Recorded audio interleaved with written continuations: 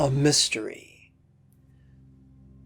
On this planet, there are so many beautiful Buddhist statues and Buddhist temples, and so many beautiful men and women who are utterly committed to the Buddhist teachings and techniques, or at least what they were taught they were. And yet, by their own admission, there are so very few, if any, who have become Buddhas in turn. How did this come to be? To understand this, it could be helpful to use the tales of the Star Wars galaxy as a series of similes. The Jedi did not set out to be led astray. They were deceived and confused and manipulated by a very cunning and secretive Sith Lord, a deceptive fellow who was keenly skilled at the deceptions of innocent appearances, just as George Lucas wrote in terms of the dark side of the Force and its light side as well. Likewise, more than 25 centuries before, Lao Tzu wrote of the yang and the yin, which although have been translated as male and female, I prefer to think of them in terms of toxic masculinity and healing femininity. A great example of healing femininity from the Prequel Trilogy is Jedi Master Qui-Gon Jinn, who strove neither for rank nor prestige, but yearned simply to flow with the Force. Consider his opposite, the tragic tale of Anakin Skywalker, who in his greed for rank and prestige and safety lost everything. In any organization, there will be those who fight and claw and plot to attain positions of leadership, and others who are far more interested in simply mastering the teachings. That is how, in every religion, the majority of the positions of power have come to be occupied by those who hunger and thirst for power and for cleverness infinitely more than they yearn for love and wisdom. This perspective of craving and controlling has skewed their perception and comprehension of the Buddha's teachings. This becomes evident upon closer examination of the most basic meditation instructions. We are told to focus upon an object such as our breath. And when we have noticed that our attention has wavered, they instruct us to drag it back to our arbitrary object of focus.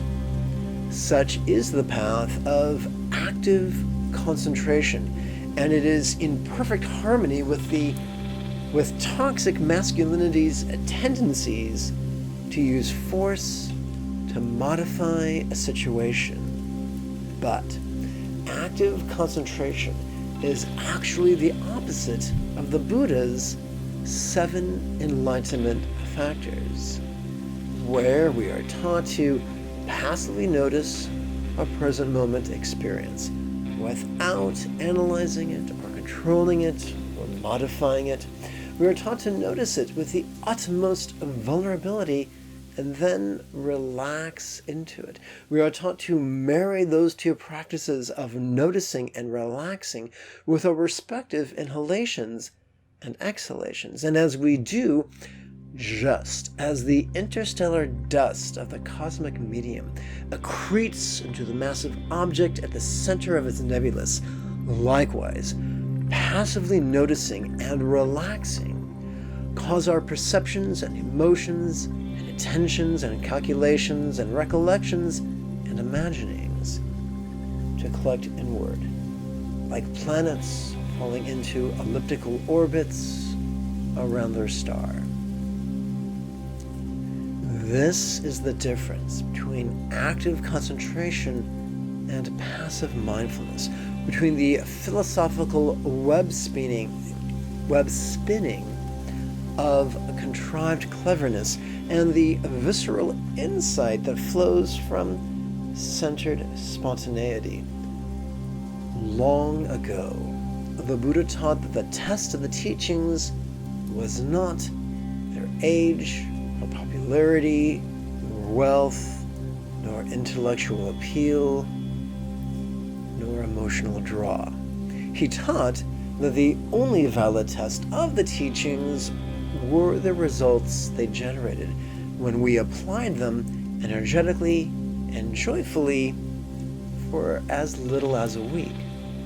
Yes, this method is effective, but for those who value safety and convenience, it could seem a dreadful thing. And thus, we have so-called teachers quoting texts and commentaries rather than walking in the footsteps of the great men and women of science and putting things to the test and noticing the results in the laboratory of their bodies and minds.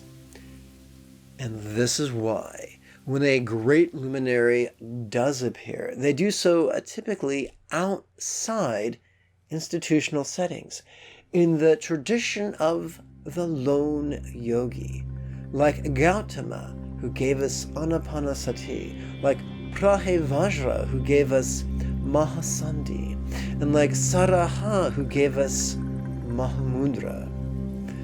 Although each of these simple yet powerful techniques were given by lone yogis, they were rapidly co-opted by institutions, rigid and fearful and aggressive and controlling.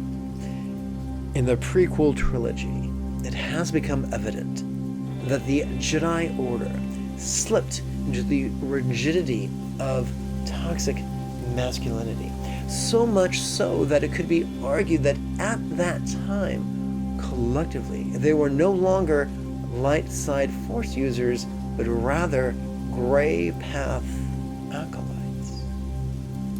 But we do not have to make that mistake. We could choose to follow the example of Qui-Gon Jinn, who in his habitual acquiescence to the Force chose the centeredness of patience, allowing solutions to spontaneously appear and then relaxed effortlessly into their application.